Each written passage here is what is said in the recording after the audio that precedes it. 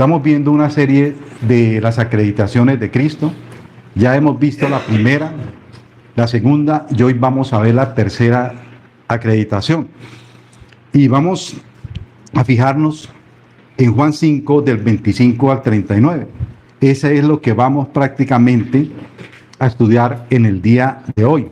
La tercera acreditación de Jesucristo, el cual esta tercera acreditación nos habla del poder de dar vida a los muertos espirituales en esta tierra. Y esto, mis hermanos, era sorprendente para los judíos y aún en la mente de muchos en el día de hoy. Estos judíos con el que Dios los estaba exhortando, Cristo los estaba exhortando, quedaron aún más asombrados cuando Él dijo que Él tenía el nombramiento divino de dar vida y de juzgar. Y es más, Él le dijo, no solamente esto, esperen más de lo que les voy a decir.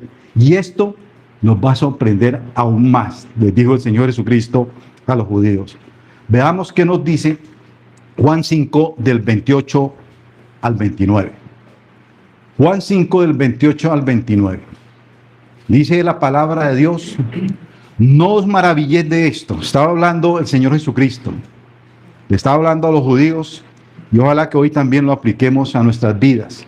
No os maravilléis de esto, porque vendrá hora cuando todos los que están en los sepulcros oirán su voz. Y los que hicieron lo bueno saldrán a resurrección de vida, mas los que hicieron lo malo a resurrección de condenación. Y fíjense en esto, la palabra vendrá la hora se nos está refiriendo al final de los tiempos. Es un tiempo distante, es un tiempo futuro.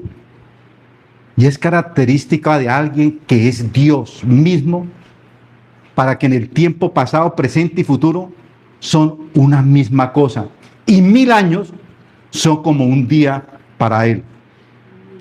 Y nos está diciendo, todos, pero todos, absolutamente todos, los que están en los sepulcros, oirán su voz.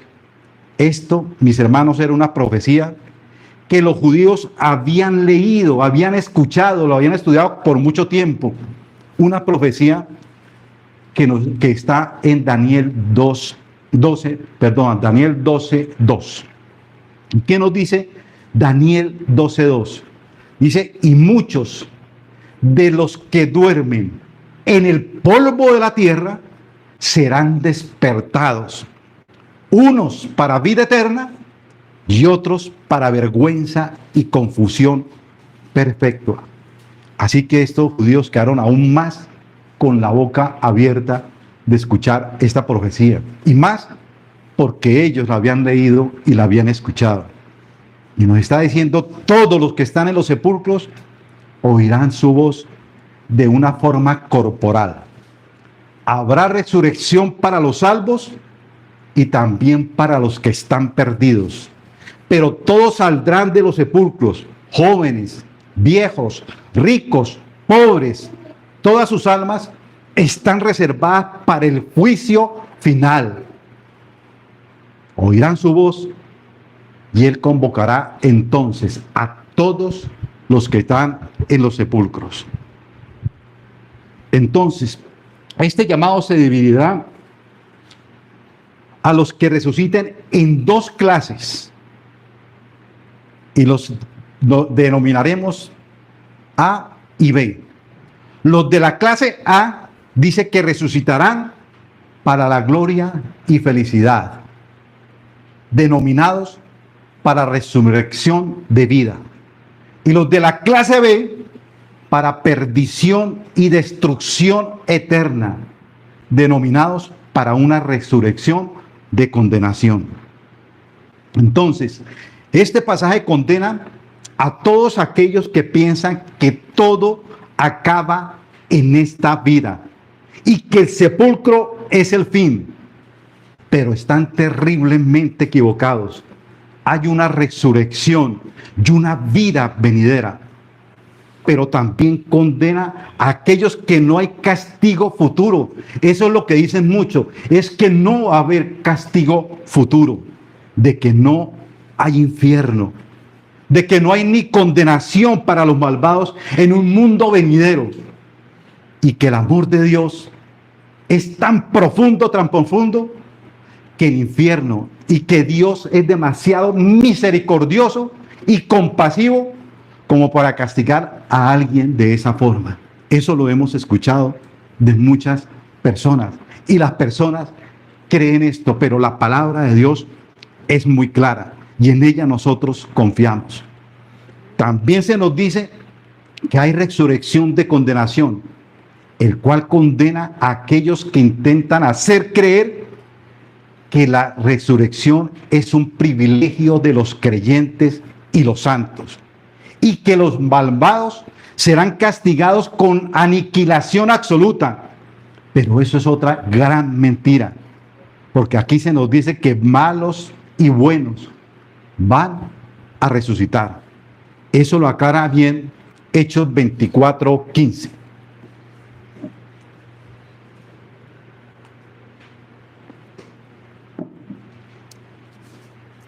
Dice bien la palabra del Señor: teniendo esperanza en Dios, la cual ellos también abrigan, de que ha de haber resurrección de los muertos. ¿Y qué dice? Así de justos como de injustos. Habrá resurrección, así de justos como de injustos, como de justos. También condena a aquellos que intentan hacer creer que la vida y la conducta de los hombres son de poca importancia, mientras profesen tener fe en Cristo y creer en Él. Pero Cristo mismo nos dice expresamente de lo que hacen los hombres, ya sean cosas buenas o malas, serán la evidencia para Jesucristo, para que decida si resucitarán para gloria o resucitarán para condenación. Esto es una evidencia, hermano, aquí en la tierra, para el Señor Jesucristo, el día que venga, el día de juicio. Entonces, hermano, la bondad que exige Dios de nosotros no comienza nunca en el mundo venidero. Tras la resurrección, debemos tenerla ahora, y debe proceder al momento del juicio. Y aquí no nos está diciendo algunos resucitarán para ser hechos buenos y partícipes de la vida. No está diciendo eso. Algunos resucitarán para ser hechos buenos y partícipes de la vida, sino los que hicieron lo bueno saldrán a resurrección de vida. Entonces, mis hermanos, debemos de asegurarnos de ser en esta vida como deseamos que se nos considere en el día del juicio. Que se nos considere en el día del juicio. ¿En esta qué? En esta vida. También señala que nuestro Señor no dice que los que han sabido lo bueno o han hablado de lo bueno, sino los que hicieron ¿qué? Lo bueno, ellos saldrán a resurrección de vida. Así solo se considerará que han hecho lo bueno los elegidos de Dios, los que han nacido de nuevo y son creyentes verdaderos.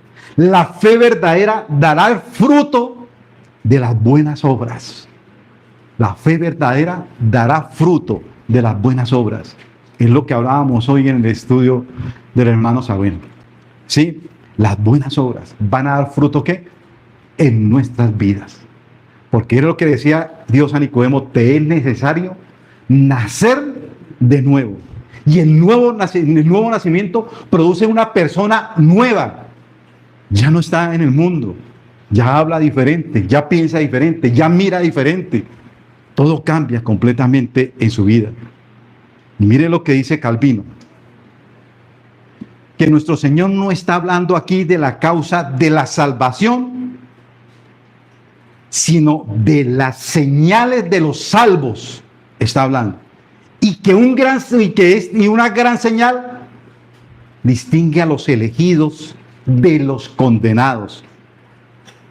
Vuelvo y la repito porque me gustó mucho lo que dijo Calvino. Que nuestro Señor no está hablando aquí de la causa de la salvación, sino de las señales de los salvos, y que una gran señal distingue a los elegidos de los condenados. Y miremos detenidamente este versículo que ya lo hemos visto. Juan 5:25. ¿Qué nos dice? De cierto os digo.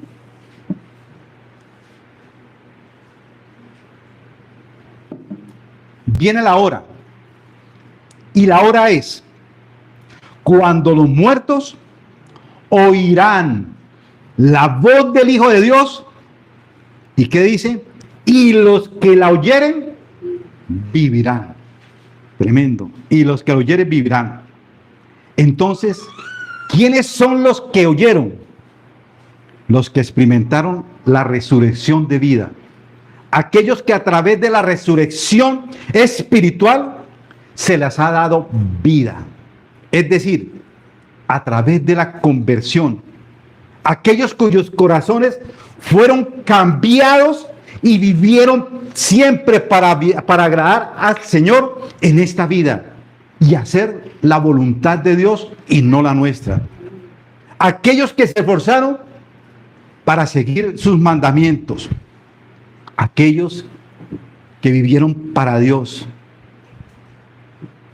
Aquí nos está hablando de justificación por obras.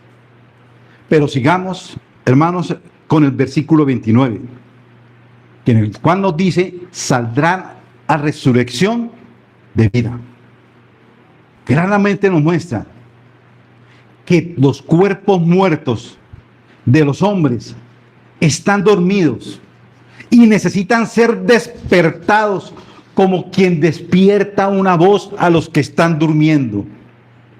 No solamente los cuerpos, sino también las almas resucitarán. Entonces los que estén en los sepulcros, ¿qué hará? Saldrán de los sepulcros, pero saldrán ante la presencia de Dios, ante la presencia de Cristo, al juicio final, un juicio que será para siempre. Entonces, mis hermanos, que quede claro, las personas que de forma espiritual han tenido resurrección espiritual, que han pasado de muerte a vida, son las personas que participarán en la resurrección de vida. Mas lo que hicieron lo malo, a la resurrección de condenación. Juan 5:30. Está hablando el Señor Jesucristo. No puedo yo hacer nada por mí mismo. Según oigo, dice Jesucristo, así yo juzgaré. Y mi juicio es justo, porque no busco mi voluntad, sino la voluntad del que me envió, o sea, la voluntad del Padre. La voluntad del Padre. Jesucristo dice, yo no puedo hacer nada por mí mismo. Cristo puede hacer todas las cosas en sí mismo. ¿Por qué? Porque es la segunda persona de la deidad. Tiene poder divino. Pero lo que quiere decir aquí es que Él, Jesucristo, está sometido ¿a qué? A la voluntad del Padre. Que no puede hacer nada que esté fuera de la armonía o independencia del Padre. Él está sometido completamente a la voluntad del Padre. Eso es como para darnos a nosotros enseñanza y ejemplo, que nosotros debemos estar sometidos completamente a la voluntad de Dios. Hay una esencia divina. Hay un solo Dios. Lo que nosotros llamamos el concierto de la Trinidad o la armonía de la Trinidad. Padre, Hijo y Espíritu Santo. Y prácticamente Jesús sigue hablando con ellos. Y para que entiendan mejor, los judíos, Jesús les dice, según oigo, así yo juzgo. Según oigo, así yo juzgo. Y mi juicio es justo, porque no busco mi voluntad, sino la voluntad del que me envió. ¿Qué les está diciendo? Mire, mi Padre, ese que ustedes conocen, a ese que ustedes le dicen Dios, Él y yo somos iguales. Y nuestra voluntad es idéntica. Es que no es posible que busque mi propia voluntad. No es posible que busque mi propia voluntad independiente a la de mi Padre. No es posible. Estoy sometido a mi Padre.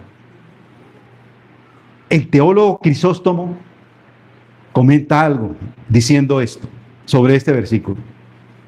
Cristo está queriendo decir aquí algo parecido a esto. No es que la voluntad del Padre sea una y la mía sea otra. No, sino que como una sola voluntad, en una sola mente, así es mi voluntad y la de mi Padre. Tremendo. Esa unidad que había entre el Padre y el Hijo. Así que mi juicio es justo. Ustedes saben muy bien la profecía del Mesías. La han estudiado. Pero si ustedes no la recuerdan, se las voy a recordar, le dice el Señor Jesucristo. Ustedes recuerdan que ustedes han leído Isaías 11, del 1 al 3. Yo creo que los judíos dijeron sí, pero se la voy a repetir para que se acuerden. Dice, saldrá una vara del tronco de Isaí, y un vástago retoñará de sus raíces, y reposará sobre él el espíritu de Jehová. ¿Quién será ese él? Cristo, ¿cierto? Espíritu de sabiduría y de inteligencia, espíritu de consejo y de poder, espíritu de conocimiento y espíritu de temor de Jehová, y le hará entender diligente en el temor de Jehová. Y mire lo que sigue. No juzgará según la vista de ¿qué? De sus ojos, ni arguirá por lo que oigan sus oídos. Miremos qué nos dice Juan 5 del 31 al 32. Si yo doy testimonio acerca de mí mismo, mi testimonio no es verdadero. Otro es el que da testimonio acerca de mí, y sé que el testimonio que da de mí es verdadero. Hermano, sería una blasfemia decir que el testimonio del Señor acerca de sí mismo es falso. Sería una gran blasfemia. Pero aquí, ¿qué es lo que quiere decir? Si yo tuviera otro testimonio que ofrecer como prueba de mi mesianismo, salvo mi propia palabra, mi testimonio estaría sometido a sospecha y con justa razón. Nuestro Señor sabía que en cualquier cuestión que se discuta, las afirmaciones de un hombre a favor suyo valen poco o valen absolutamente nada. Dice a los judíos que no quiere que le crean meramente porque diga que es el Hijo de Dios. Dice a los judíos que no quiere que se le crean meramente porque diga que Él es el Hijo de Dios. Pero mire, comparándolo con Juan 8:14, ¿qué se nos dice? Juan 8:14. Respondió Jesús y les dijo: aunque yo doy testimonio acerca de mí mismo, mi testimonio es verdadero, porque sé de dónde he venido y a dónde llegué, yo voy. Pero vosotros no sabéis de dónde vengo, ni a dónde qué, ni a dónde voy. Muy directo Jesucristo, ¿no? ¿Cierto? Ahora Cristo les va a mostrar que Él no solo da testimonio de sí mismo, sino que hay otros testimonios, otras personas que testifican de qué, de Él. Y no solamente las personas, sino los hechos que Él hace también testifican de Él. Testifica el Padre, testifica los milagros que Él hizo, testifica Juan, que el Bautista, sus hechos. Y también las Escrituras testifican de quién, de Él. Los corazones, mis hermanos, de estos hombres deberían de estar como una roca, pero esas rocas bien sólidas, al no inmutarse ante semejantes testimonios. Es como el famoso dicho que dice: la incredulidad no nace tanto de la falta de evidencia. La incredulidad no nace tanto de la falta de evidencia, sino de la ausencia de la voluntad para creer. La ausencia de la voluntad, ¿para qué? Para creer. Veamos entonces el primer testimonio. El testimonio de Juan el Bautista. Juan 5:32.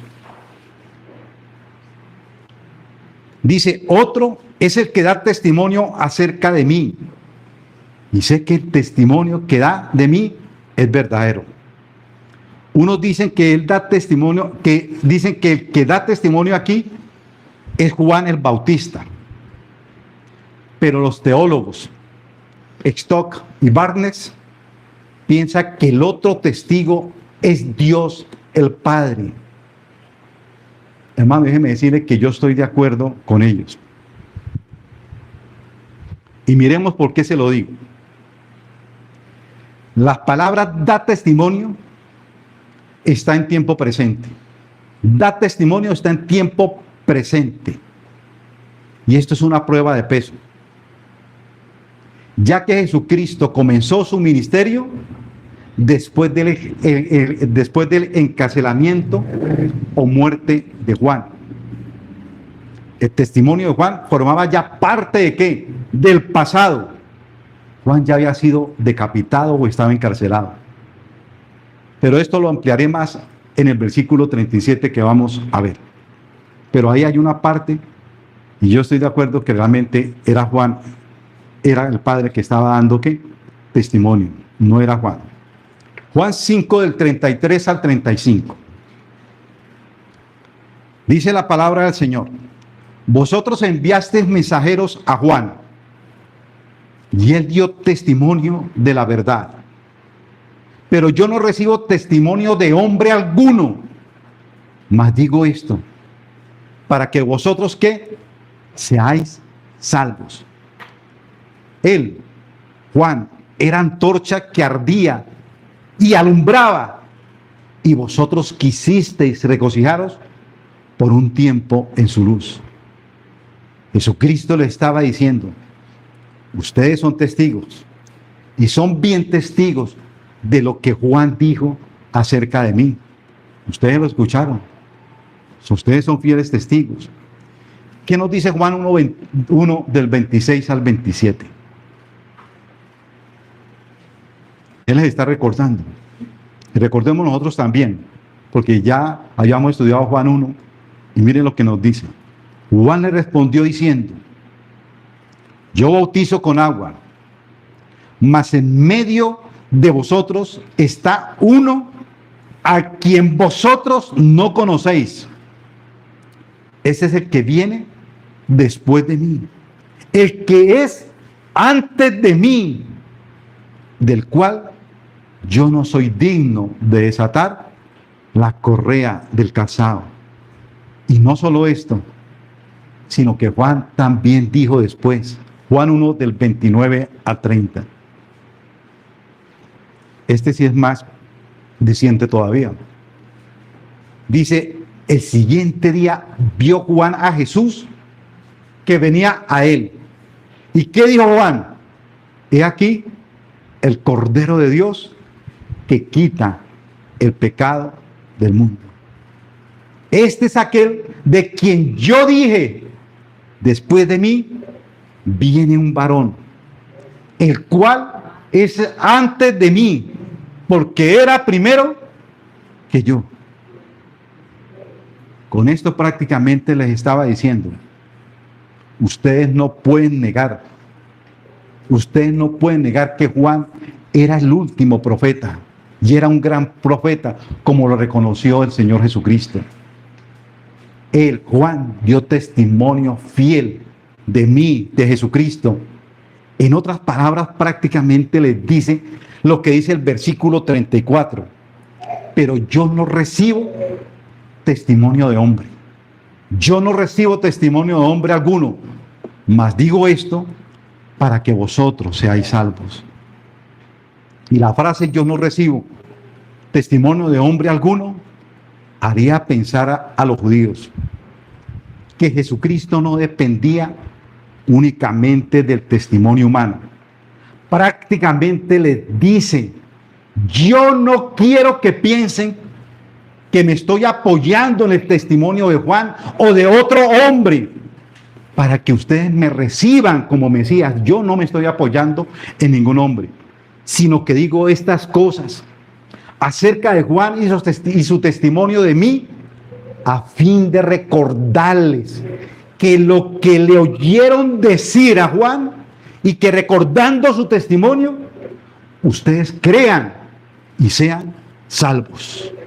Ustedes crean y sean salvos. Hermanos, y nosotros debemos comprender que Juan era un acto compasivo, un acto de amor de Dios para que pudieran ser salvos.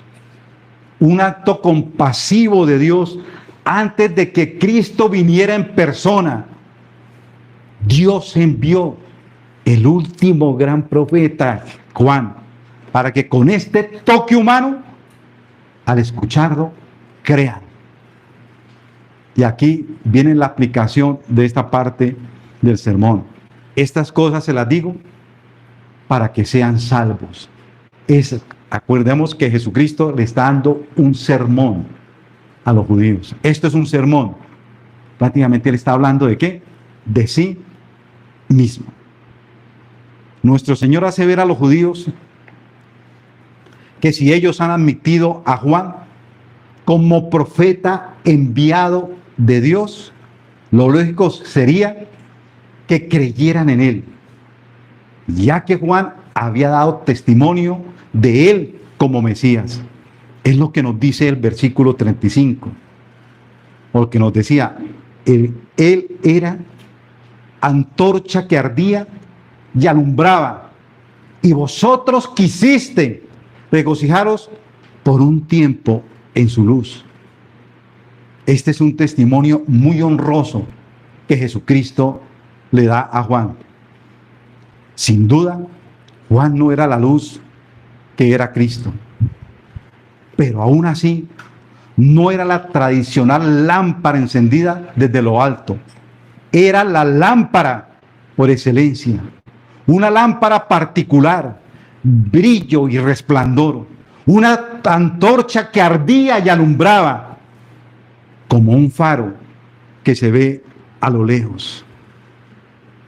Y la expresión él hará está en tiempo pasado.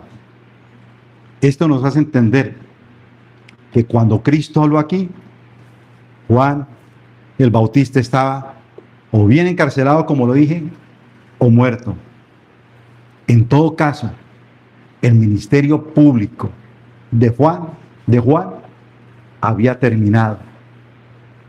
Ya no arde ni alumbra. Ahora el que alumbra es Cristo.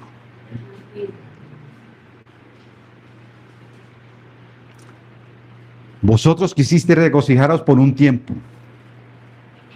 Esto hace referencia a la popularidad y aceptación de Juan al comienzo de su ministerio, la popularidad de Juan y la aceptación de Juan en su ministerio. Eso nos lo dice Mateo 5, Mateo 3 del 5 al 7. Y pónganle cuidado que Juan fue bien popular y bien aceptado por los judíos. Nos lo confirma la misma palabra de Dios. Mateo 5, 3 del 5 al 7. Y salía a él, ¿a quién? A Juan, Jerusalén y toda Judea y toda la provincia de alrededor del Jordán, y eran bautizados por él, por Juan, en el Jordán, confesando sus pecados. Al ver él que muchos de los fariseos y de los saduceos venían a su bautismo, ¿qué les decía? Generación de víboras, ¿quién nos enseñó a huir de la ira venidera? Hablaba con cariño Juan, ¿no? Parece que estos muchos eran pura emoción ignorante. Y aún más, era muy probable que pensaran que el Mesías, de quien hablaba Juan y cuyo camino había venido a preparar, ¿sabe lo que pensaban ellos? Que ese Mesías que Juan estaba predicando sería un rey y un conquistador terrenal, y daría a Israel su antiguo privilegio en la tierra. En todo caso, el ministerio de Juan llamó enormemente la atención y despertó la curiosidad de toda la nación judía. Se quisieron regocijar en la antorcha que levantó Juan. A ellos les agradaba ir a Juan, oírle, seguirle y someterse a su bautismo. Y la expresión por un tiempo era para recordarle a los judíos la naturaleza temporal y pasajera de las emociones que las había producido el ministerio de Juan. Generalmente, el hombre, aun siendo un profeta, solo puede dar luz ardiendo como una vela encendida, hasta que se consume y termina su misión en la tierra. En ese sentido, Juan brilló y brilló intensamente, pero fugazmente. Un teólogo y erudito británico, Brookins, dice: siempre ha sido costumbre de los que profesan ser cristianos, siempre ha sido costumbre de los que profesan ser cristianos no valorar a sus pastores durante mucho tiempo, aunque ellos nunca hayan sido luz que ardieran o brillaran tanto. Este es lo que dijo este teólogo y erudito. Hermanos, Juan no cambió nunca, pero sí cambiaron sus oyentes. Él ardió y brilló en el candelero con la misma diligencia y resplandor hasta el fin. Pero ellos habían cambiado de idea acerca de él. Veamos entonces el otro testimonio, el testimonio de los milagros. Juan 5:36.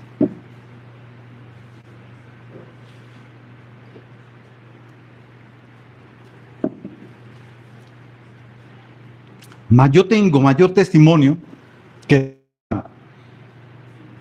¿Por qué? Porque las obras que el Padre me dio para que cumpliese, las mismas obras que yo hago dan testimonio de mí. Las mismas obras que yo hago, ellas dan testimonio de mí, que el Padre me ha enviado. Entonces, los milagros evidencian que Él era el Mesías. Hoy en día Mis hermanos, esos milagros reciben poca atención, como una prueba de sumisión divina. Unos los ven con silenciosa incredulidad. ¿Por qué? Porque no lo han visto. ¿Para qué entonces preocuparse? Otros dicen que son imposibles que estos milagros se hayan realizado y que aún debían de desecharlos de la Biblia, porque estas son historias vanas.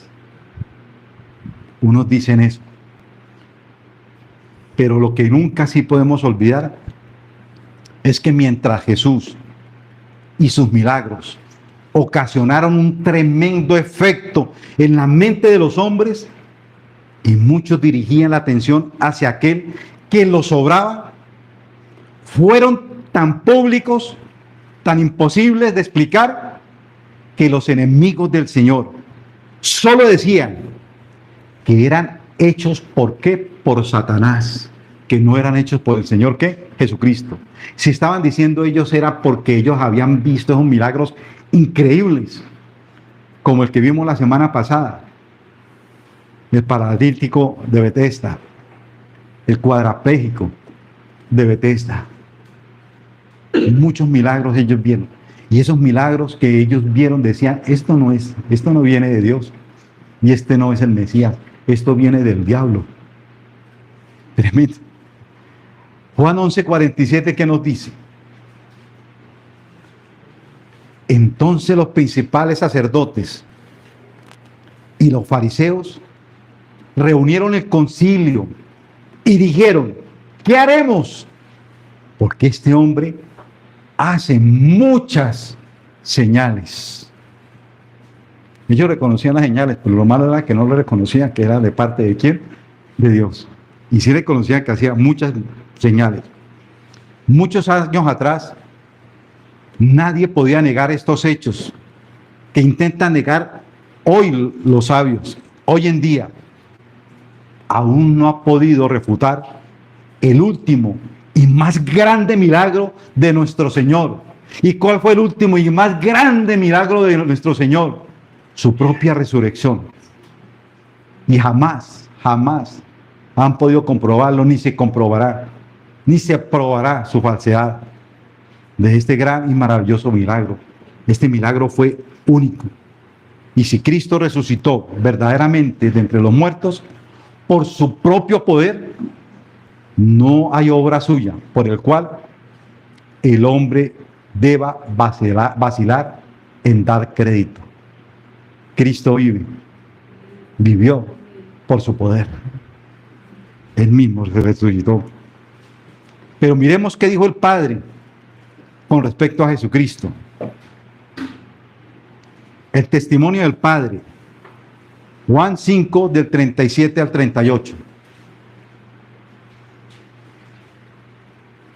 Dice también el Padre que me envió, que dice, ha dado testimonio de mí. Nunca habéis oído su voz, ni habéis visto su aspecto, ni tenéis su palabra morando en vosotros, porque a quien Él envió, vosotros no creéis. La frase nunca habéis oído su voz, ni habéis visto su aspecto, si lo miramos literalmente, eso es cierto. Pero el Señor no está hablando al respecto de esto. Lo que está queriendo decir Jesucristo es que ellos nunca habían visto a Dios en las Escrituras. Nunca habían visto a Dios en las Escrituras. No entendían las Escrituras. Cristo les estaba hablando de las Escrituras del Antiguo Testamento. Nunca habéis oído su voz en ningún momento. Ellos en realidad no habían escuchado en ella la voz de Dios. No habían entendido lo suficiente.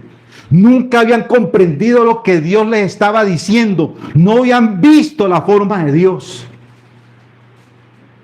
Es decir, mis hermanos, no habían visto un Dios santo, un Dios de gran misericordia. Nunca habían visto un Dios dispuesto a perdonar y a tener reconciliación en la forma que Dios lo hizo. Dios es demasiado santo como para recibirles, cuando ellos nunca habían buscado su perdón de pecados, ni un genuino arrepentimiento en lo más profundo de sus corazones. Nunca habían recibido nueva vida de Él. Nunca habían visto la forma del mensaje. Eran simplemente expertos en la ley, pero nunca habían visto a ese Dios de las Escrituras. Grande, misericordioso, amoroso, tierno. Nunca lo habían visto como un padre. Ellos solamente habían experimentado sus propias leyes. Incluso los escribas, los estudiantes de antaño, podían debatir cuál era el mandamiento más importante en su opinión. Ellos podían debatir sobre la historia y la geografía del Antiguo Testamento y muchas otras cosas más. Pero déjeme decirle, nunca entendieron quién era Dios. Nunca entendieron quién era Dios. No sabían cómo Dios redimía. Lo que dijo un gran teólogo. Tenían mucho conocimiento de Dios, pero no conocían a Dios. Mucho conocimiento de Dios, pero no conocían a Dios. Y esto le pasaba a los judíos. Veamos el cuarto testimonio, el de las Escrituras. Juan 5:39.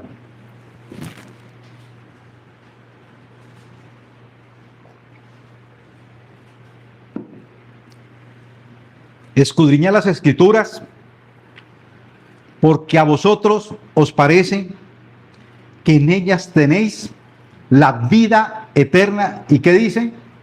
Y ellas son las que dan testimonio de mí. Las Escrituras son las que dan testimonio de mí.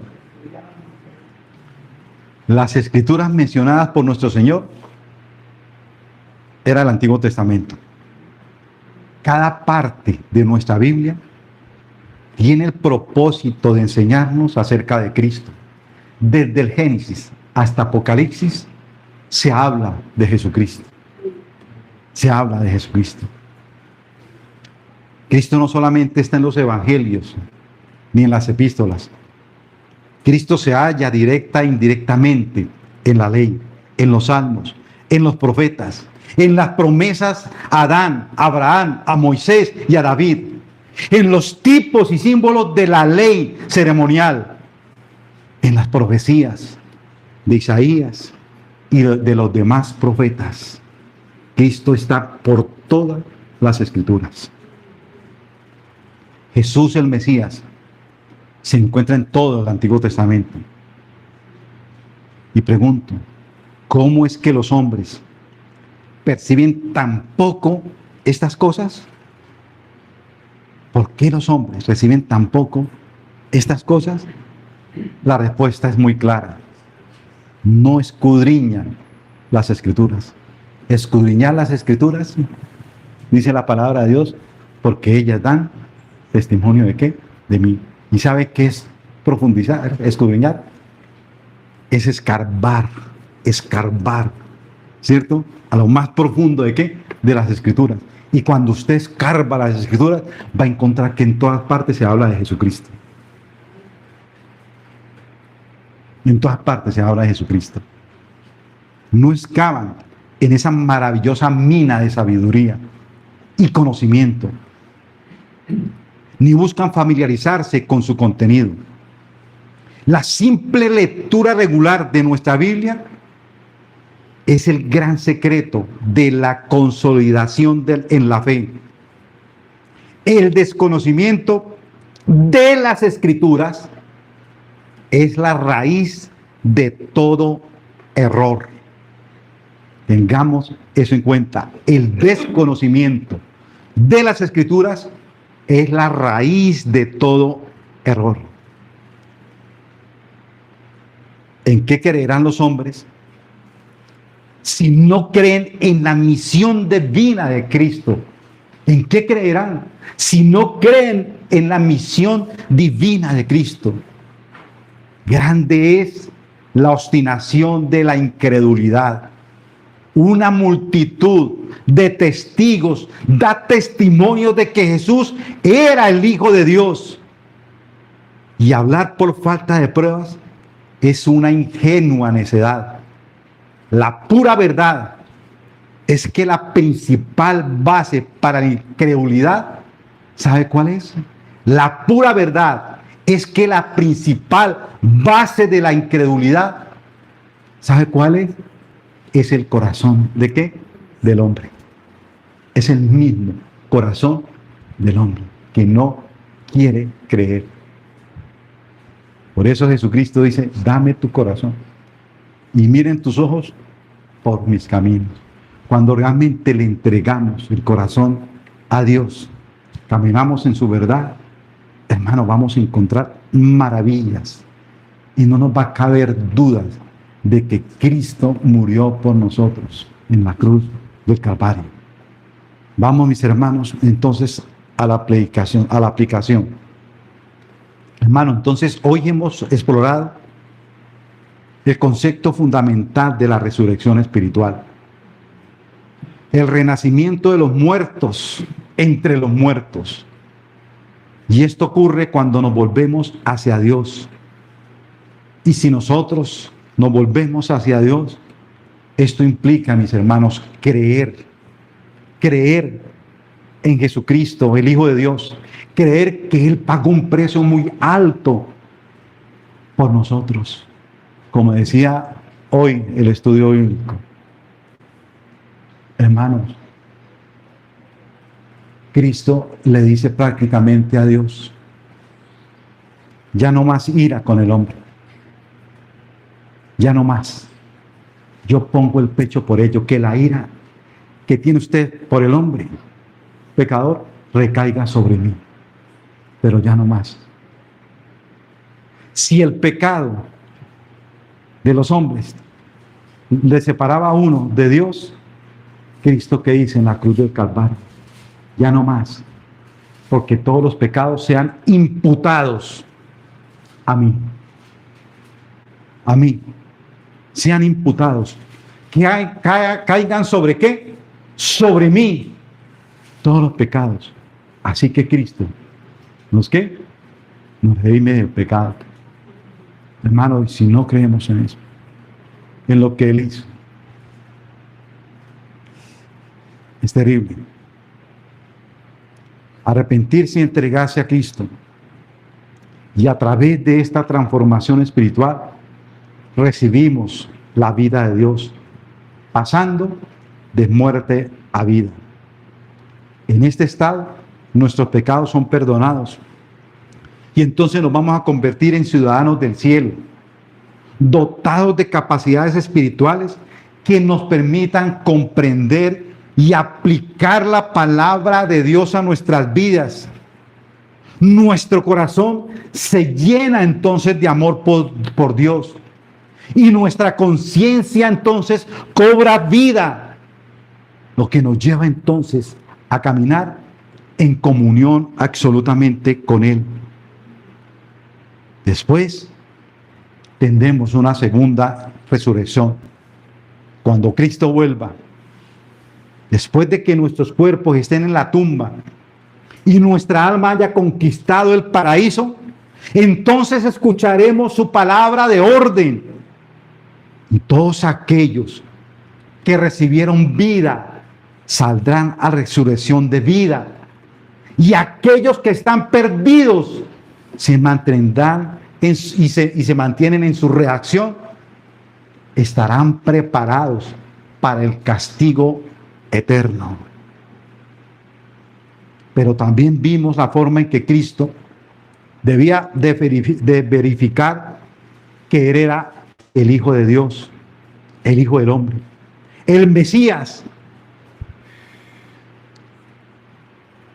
Y lo estaba haciendo a través de los 4 testimonios que vimos: el del Padre, que opera a través de sus obras y es el más verídico. El testimonio a través de las Escrituras que profetizan que Él vendría, hablando de Él, de muchas formas, diciendo cuándo vendría, cómo vendría y qué hará. Eso era lo que hablaba las Escrituras de Jesucristo.